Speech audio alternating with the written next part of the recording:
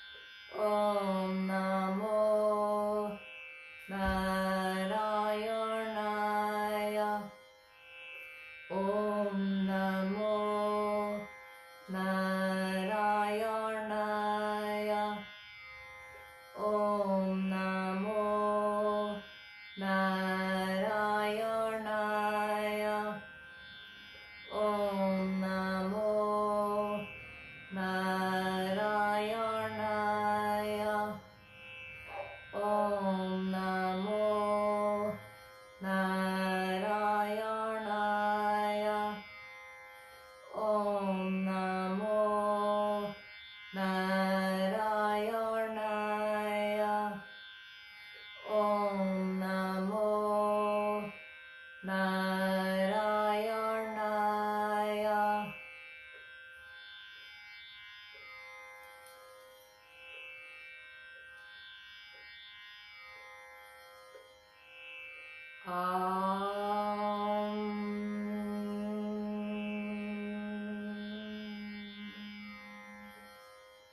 Shanti, Shanti, Shanti. Om.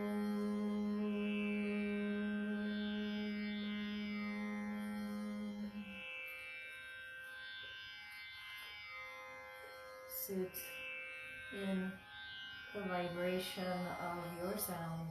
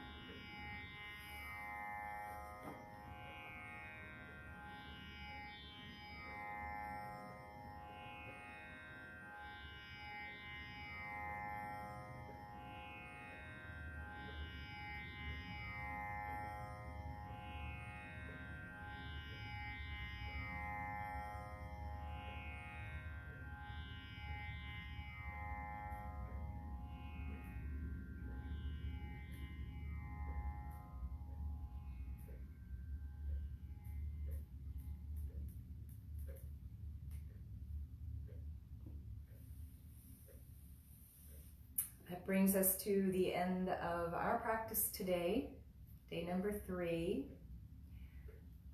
So let's remember that our job is to gently, sweetly, lovingly guide our citta, our heart-mind,